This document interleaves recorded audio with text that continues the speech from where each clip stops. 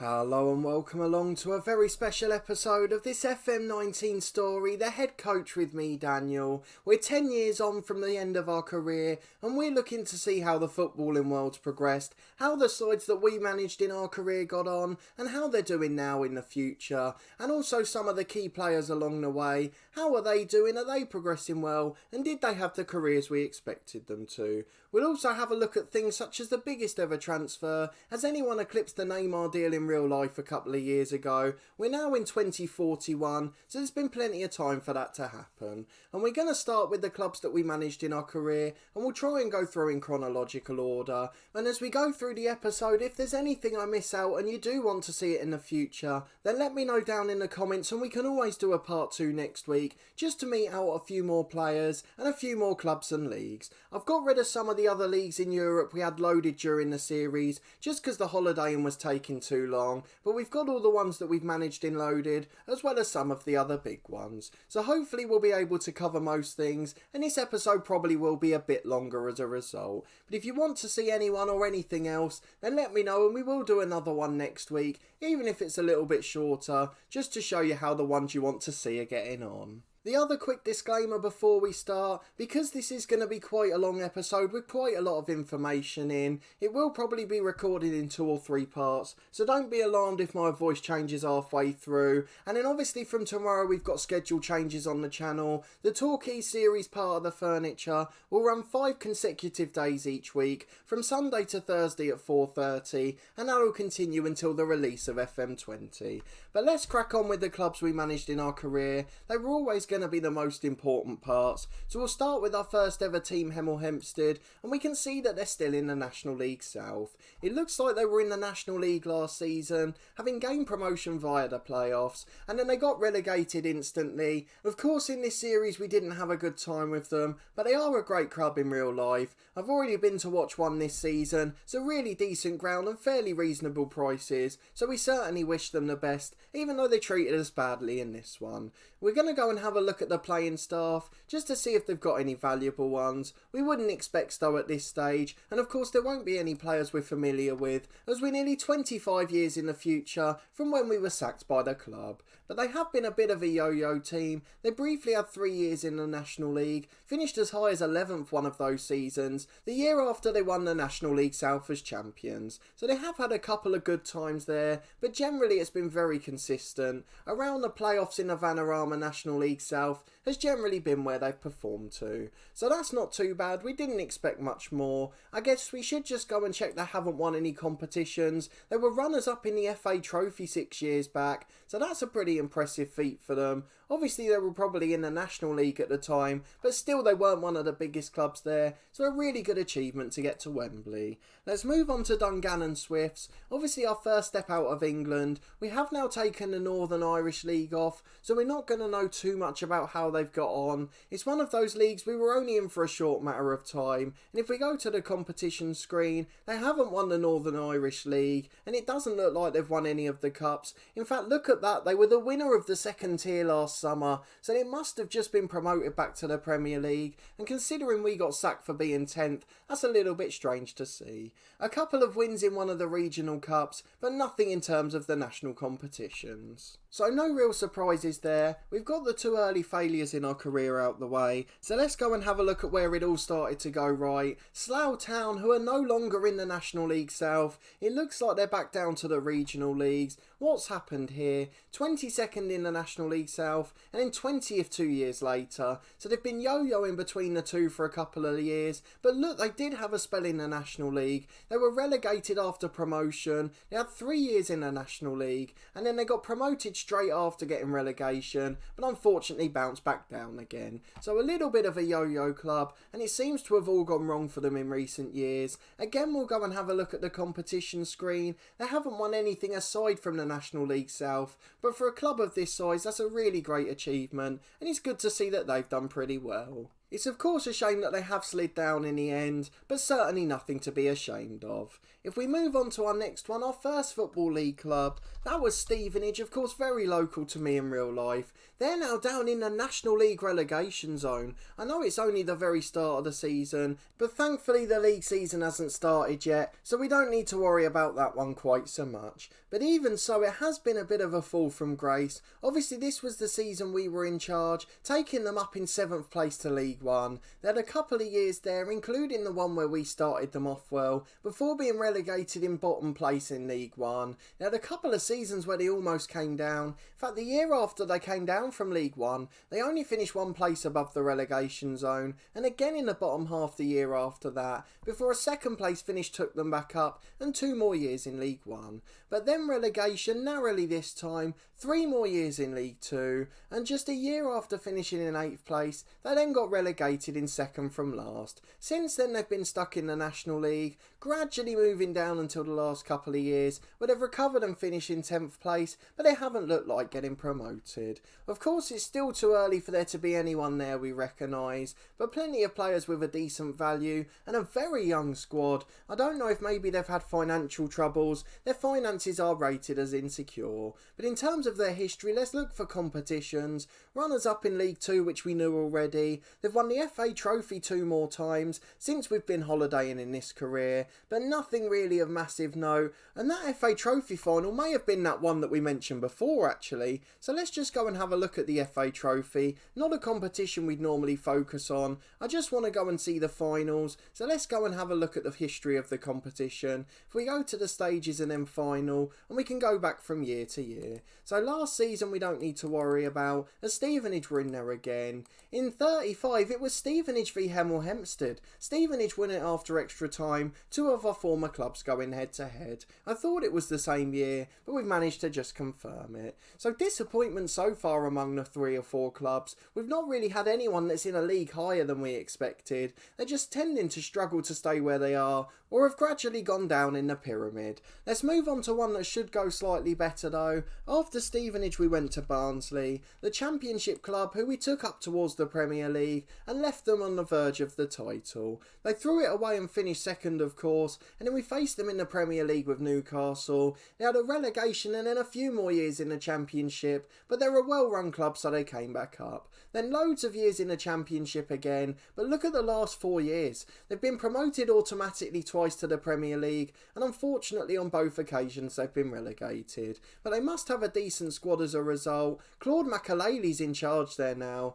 Fedorov is marked as their key player. He's worth 17 million, and they've got a few Englishmen worth over 20, so a few good players at the club it looks like. So although they're not in a higher league, it's certainly not a failure this one. Let's just see if they've had any success in competitions. The FA Cup, no. The Championship, we know when they've won it, but unfortunately no other cup success really, so it doesn't look like the sides have been doing great without us. This one's not too bad though, certainly no disaster there. But if we go back again, we can move on to our Premier League team. That was Newcastle United, and obviously from our short-term challenge with Liverpool after the head coach, we know that they were still right up there in the league, but let's have a look at their league positions since we won the title in 2029. They've never won the league since, that's the most important thing, and last year slipped to 6th place, the year after getting back into the top 4, so disappointing for most of the last 4 or 5 years, although look who their key player is on the right there. George Shand, a player that we had brought in at 15, our director of football brought him in at the time, made the odd appearance for us, now he's the captain and the key player at the club, and look how good he's become. 88 England caps, 65 million he's worth. He is a world-class winger, better than any we had at the time we were at the club, and it looks like he's become a superstar and fulfilled every ounce of his potential. And his vice-captain is Mohamed Maflouthi. Of course he was first choice in our last season, as we won the Premier League and looked very good, and he's still a very good centre-half. He's 34 now and he is unfortunately declining, and we'd imagine that he'd be leaving the club pretty soon. It seems like he's been transfer listed this summer. Let's go into the squad and see if there's anyone else there, as we had quite a young squad at the time. We are going to go and look at one or two others from this team, Yanderson being the key one. Florentin Bernard's still at the club as well. He's 35 now and declining too, but he scored over 200 league goals for the club, and he's not a million miles behind Alan Shearer there. So he's done very well in the Premier League, but I can't recognise any of the other players, so I think it is just those three that we recognise, but they've all made good careers for themselves and been brilliant servants to Newcastle. Should we just go and have a look to see if they've sold anyone recently? None of the ones we recognise this summer, and I'll go back one more year to find Valdir Ranzan, 1.9 million towards the end of his career, but another player we recognise, and at 35 years of age he's moved back to Brazil. He made over 400 league appearances for Newcastle, another player that served them excellently. Let's look at the history of the club though. We know they haven't won the league, but have they won any cups since we left them? The European Super Cup in 2036, as well as the Europa League actually, and they won it again in 2032, so 2 times since we left the club. They haven't won the Carabao Cup since, or the Community Shield, and I can't see the FA Cup on there, not since 1955. Their 2 final appearances were with us in charge, so nothing since we left the club. So it is nice to see there's still some familiar names about, and George Shand, I have to admit, has slightly surprised me. I thought he was going to be a very good player, but there he's an absolute world-class talent, one of the best wingers in the world surely. Let's go and move on to Napoli. I nearly put in Sporting Lisbon by mistake. We went in the wrong order there for a moment, and it hasn't gone well for Napoli either. We obviously managed them back in 2030, leading them to their first title in a while, and they had a few barren years after that again, before winning it once more in 2036. Are there going to be any familiar players there? I'm not sure, because they were in financial difficulty when we left, so I don't think there'll be any of them players remaining. It looks like all of the older players are from other clubs. I don't recognise any of the names there. Let me know if I've missed someone out who might have even been in a youth team, but I can't recognise any of the players here. So I'm pretty sure they weren't here when we were, except from Vinicius Leonardo. I almost missed him. 653 league appearances for the club, conceding less than 1 a game, still a key player at 38 years of age. What a fantastic servant he's been. Been at the club for nearly 20 years, and he's been first choice keeper in every season. Let's have a look at their transfer history to see if there's any that have left recently. Of course, half of the squad were on loan when we were here, so it's very unlikely there'll be many about. I'm just having a look through the last couple of years, but again I don't think I recognise any of them. Diego Saavedra was the last to leave that I know. 2 years ago that was, in 2038. He was a good servant for us and wanted to leave at the time, but we weren't able to get a deal over the line for him. He's now retired and is ahead of youth development, someone who could be snapped up by Napoli. And then finally we move on to Sporting Lisbon, and don't worry, we will have a look at Liverpool as well, for those of you that followed the Saving a Giant challenge after. So Sporting Lisbon are in the Portuguese Premier League. They've won it 5 years on the bounce now, and since we won it with them for the first time in 28 years, they've won it almost every season since, only 3 of the last 10 seasons where they've not managed to win the division. Let's see how many of the players we recognise there. Could well be a couple here, as we had a pretty young squad, so I'm just going to go through the names very quickly and see if there's anyone that I know. There's only one so far from the list I can see, and that's Christian de Campo, a man that signed while we were at the club, now an experienced pro with over 300 league appearances. He's obviously still been a great servant for them, so it's good to have at least one familiar name. Unfortunately, I think that's it from this team, so let's go and have a look at the transfer history. Any of the players that have left very recently, or have all of them been gone a long time? I don't think there's any there that we know. Obviously keep correcting me if I'm wrong at any point, and I'll go back to the previous year as well, just in case there's one or two. João Silva, that name rings a bell for some reason, although I'm not sure if it's because he played for us, or if we just saw him at another club. Let's go and have a look. In 2030 he joined, so he was obviously at the club just as a youngster, and we didn't realise. I think he was our youth prospect actually. Did he come through in the youth intake when we were there? I'm sure he did in 2030. The years would add up as would his age, so it looks like he's become a very good player. In the Bundesliga, earning over 100 grand a week, and he's a Portugal international as well. So that's quite nice to see actually. It's all coming back to me there.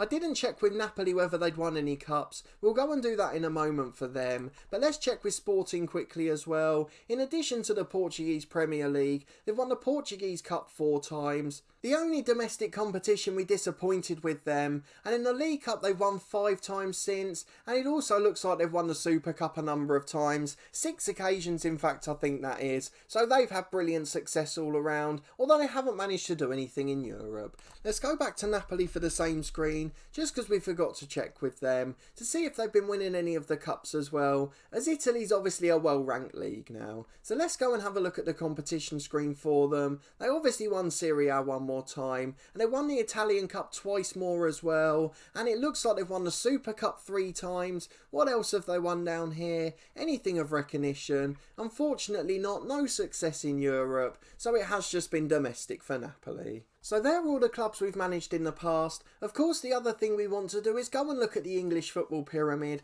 to see how many surprises there are in terms of divisions. Are clubs going to have moved by 3 or 4 leagues, or are we going to have the normal top 6 and Newcastle? Obviously, it's the start of the season, so we won't have their current finishing places, but we just want to see if there's any standout names who are in a division we don't expect. So let's obviously start off with the Premier League, and we'll go and have a look to see what teams are in there. Any big surprises? I don't think so. Just Premier League and Championship clubs from real life, so nothing we wouldn't have expected there. United the dominant force, taking over from their rival City, Chelsea interrupting it for 1 year, but no surprises at the top of the division. Down to the Championship, and look who's in there. Oxford at the top of that division. Are there any other shock names in there? Lincoln doing well to still be in the Championship. I don't think there's any other names we wouldn't expect, so that's pretty familiar as well. Most of the winners we aren't surprised by, perhaps just the fact that Everton and Southampton were there. They're moving down to League One. I haven't seen my beloved Luton Town yet, so that's a little bit of a worry, but they're up in 4th in League One, so it doesn't look like they're struggling too much. Cardiff won that division, as did Norwich, perhaps 2 surprises in the last 10 years. Any old Premier League clubs in there, or maybe any from non-league. It doesn't look like it either way actually. Wrexham the only one up there, but of course they're one of the biggest clubs in non-league, so it's not the most surprising name to see in League One. A couple of Championship teams such as QPR, but again nothing outrageous, so we're just going to move on to League 2, as it looks like it's been quite a consistent save. Not many shocking winners in League 2, Ebbsfleet perhaps the most surprising, and Boston United are in there now too, and Ebbsfleet are obviously back in there, having been in League 1 at some point. Bromley in League 2 as well, so plenty of clubs that have come up from the National League, and the likes of Chester have returned. Preston relegated twice there in League 2, perhaps a bit of a surprise coming the other way. And Torquay United, the stars of our other save, they're in 19th place but back in the Football League. Very quickly onto the National League, of course Stevenage are in there, that's one we mentioned earlier. Gillingham from League 1, they're in the National League now. Blackpool as well down there. The likes of Colchester and Carlisle still not able to get back in the Football League. A few surprising names that we didn't expect to see. Locally to me, St Albans have made their way up there. I've just seen Scunthorpe as well, that's quite a big surprise. Port Vale have dropped to Division 2, but I don't think there's any clubs that have come from the regional leagues, only clubs that were traditionally in the north or south. No shocking winners in that one either, so let's move on to the north. St Albans have been in the north, which is enough of a surprise, and the last 2 winners in that league, Accrington Stanley, who were of course in the League 1 at the start of this series, so 3 relegations before they started to bounce back, and Macclesfield doing the same after 2. Colville are in the National League North, Farsley Celtic, there's a name from the past, and North Ferriby making their way up after years of trouble in real life. Warrington and Stourbridge, again teams that weren't there at the start, and Royston, which is a fairly southern team too, a surprise to see them in the Northern League. I guess the one big shock the other way is Burton Albion, a League One club with state-of-the-art facilities, as St George's Park as their training ground, and they're down in the National League North now, obviously after 3 relegations. So a bit of a struggle for them, and if we had another 3 or 4 months to go, I'd probably take over a side like that. I'd love to manage a team like that back up to the top, as they've got a player worth over 100,000. I might just do it off camera for fun anyway, and then give you a little yearly update. But let's go down to the National League South finally. Not too many surprising winners. Barnet dropped down a division and then won it, and we obviously mentioned Hemel Hempstead. So again, lots of clubs from the regional leagues here, the likes of Burgess Hill and Carshalton. Some of them we managed against when we were at Slough, so they have been up at this level before. Hendon and Grays Athletic are back, a team from the National League in years gone by. I remember my beloved Luton Town playing against them before financial problems got them demoted. Again, a couple of surprises at this level. Wycombe Wanderers down in the National League South, again with a player worth nearly 200 grand. And there was another one as well, Newport County.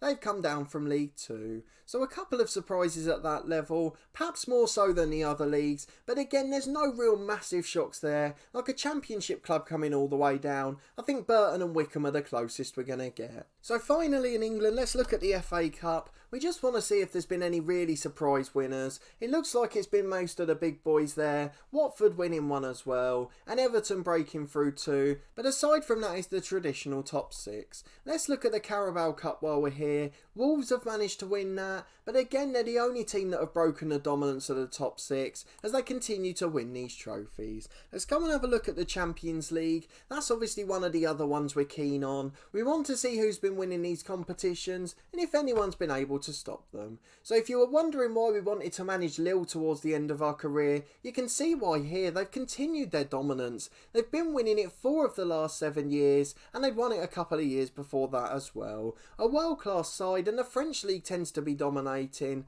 so they've certainly done something special there. A brilliant side Lille have become. A couple of English teams, Chelsea this year, and they were the last team 8 years prior. Let's go and have a look at the Europa League too. Of course we'll see Newcastle on there, and we've seen them more than once as they won it a couple of times after we left, but aside from that it's all of the giants, maybe Leipzig the slight surprise. So with those done, we'll have a quick look at the other leagues we've got loaded. So let's look at the Scottish Premier League first. That'll be the one where we expect Celtic and Rangers to dominate. Of course, in our other series with Torquay United, Hibernian have been winning the league. And look who the current champions are this time. Hibernian seem to become superstars no matter what. Aberdeen the year before that. Otherwise, it's been Celtic and Aberdeen all the way back. Rangers haven't won one in over 30 years. 2011 was the last Rangers success, so certainly disappointment there for them. Let's go and have a look at La Liga. That's obviously going to be an important one. The Spanish First Division as it's called in here. Barcelona the holders. Valencia have won a couple of titles, but aside from that no surprises at all. The Bundesliga is another one that we're interested in. The one league we were devastated we didn't get to manage in, and the last 10 years has been Bayern and Bayer Leverkusen, with Leverkusen taking 4 in a row before Bayern bounced back the last couple of years. On to Serie A. Of course we know Napoli won it once more, but there's been a few other winners as well. Juventus, Milan and Lazio the surprise team, as that one's been spread around a little bit more. Again, these are just quick informations, so if you do want to pause it at any point, please feel free, and let me know if you spot anything I haven't. As we go over to Liga, it's been Monaco and Lille all the way, so 2 sides absolutely dominant there, and PSG haven't won it for 12 years. Maybe the money's dried up there, I don't know. Are they still marked as rich or not? Let's go and have a look. They've got some very good players, but their finances now just okay. So after France, we've got a couple more to cover. The first of which is obviously Portugal. That's the league that we managed in with Sporting Lisbon, so we want to go and see how they've been getting on. We know they've won it 7 years out of 10, with the others all won by Porto or Benfica. So no surprises there at all. Let's finish in Holland to see what's been going on there. AZ Alkmaar have been absolutely dominant, How many's that? 7 of the last 8, with Ajax winning just 1. But before that it was all Ajax and PSV, with Feyenoord having a little spell 20 years ago. So plenty of surprises across the board, but generally the top teams have still been at the top. There's not really been any dramatic change in 25 years, no clubs coming from nowhere. So the likes of City in real life, I guess, becoming a world superpower due to money. That's not happened so much in this save, I guess Lille being the only example. Then finally, in terms of competitions, let's move along and check out the 2 big international ones. The World Cup holders are Ukraine. What on earth is going on here? They always seem to produce good regens. Of course, we've got one at Torquay in our other series, but that is a big surprise for the World Cup after some fairly expected winners. Belgium have obviously had a good generation or 2, Portugal equally 2 of the 3 before that, and then Spain you would expect are a usual suspect, but that Ukraine one is particularly strange. England will be hosting it next summer, so hopefully they'll do well there. Let's go and look at the European Championships too. That's going to be the most important one for us. Russia have won that recently, so plenty of success out in the eastern side of Europe. England did manage to win the Euros the time before that, with Holland winning it 3 times ago. Then Italy and Spain sharing the others, so plenty of usual suspects, apart from Russia and Ukraine with the last 2. What on earth's gone on with those ones? Must be some very good regens coming through. Finally, I said I'd show you record transfers, and all of the biggest 3 of this career have been in the Premier League. So firstly from Lille to Manchester City in 2030 to 2031. In fact, it was at the start of the season in 2030. Martin Timmers went from Lille to Manchester City, £168 million. He's now obviously retired as a player, but he was there for 8 years and only played 150 games, so it's not even like he was a key player. And if we keep moving forward a couple more years, we'll find another absolutely massive one. And look at the surprise here. Real Madrid to Watford for 183 million. Marco Dantas, he should still be playing, now a 32-year-old legendary striker, scoring at over 1 in 2 for Watford and an absolute superstar for Portugal. So Watford doing very well to sign him, and where that money came from I have no idea. Then if we keep moving forward, the last big deal takes us full circle. You might be wondering why we haven't had a look at Liverpool yet. As I said earlier, we were going to.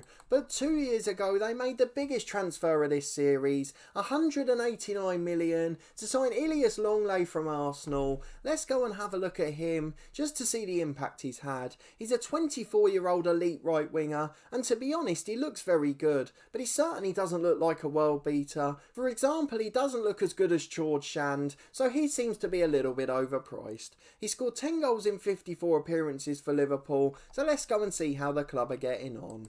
There's the record transfer. The biggest one outside of England was 144 million to Lille, so they've certainly been spending their money as well, as you'd expect for a club that keep winning the Champions League. So at Liverpool there are 1 or 2 familiar names. Firstly, Nelson Antunes, still injured, which doesn't make a change from our time there. 426 league appearances, 188 goals. A very good player but slightly injury prone, and that has held him back at times. Are there any others we recognise there? I think he's the only one. So unfortunately that is it from Liverpool. They haven't had much more success since. So the season we managed them, we got them back up to 7th, and after that they've only finished above that place twice. One of them was 2 years ago in 6th place, and then 4.5 years ago they finished in 5th. Why on earth are they spending 190 million if they're a mid-table side every year? I'm not quite sure of that, but they haven't been back in the Champions League, and I think that shows what a good job we did and how much those financial struggles got to them. They've obviously been taken over by a wealthy person now, and they're in the Champions League this season, so that suggests they must have won the Europa League. Let's go and have a look at their competition screen. They did win the Europa League in 2041, and they won it a couple of years after we left as well, so they've certainly had a little bit of success in Europe. Pretty common for Liverpool actually, not too much success domestically, but they've done plenty of good work in European competitions. They've also won the FA Cup last summer as well. We would have seen that earlier in the episode, but I probably just missed it out. But it's good to see that they've been doing well, and they've also won a Carabao Cup too. So no Premier League titles for them, but still plenty of success in other competitions. And I think that pretty much rounds off our review. We've had a look at all all of the teams we wanted to. There's only 2 players I really wanted to check out, and then a third that I want to see if he's still playing. So that player is Janderson, who we obviously had at Newcastle. He's going to be old now and he's gone back to Brazil. He's playing alongside Ranzan there. But the 2 I wanted to check out, firstly Saavedra, who we had when we were at Napoli. He was a world-class prospect at the time, and he's now playing for Valencia, having been at Bayern for 9 years in between. And then lastly, of course, you've probably all been screaming his name by now, Shea Ben Harouche, who we had at Liverpool and Sporting Lisbon. He's playing at PSG at 30 years of age, and he's been there for about 7 years now, and he's been a world-class winger for them. So here's the man we really wanted to see succeed, and it looks like he's made the most of his potential. But if you did enjoy this bumper episode and that big review of the series, please do put a thumbs up on the video. Let me know if there's anything I've missed out that you want to see. As I said, we can do a part 2 next week. As long as there's enough information to make an episode,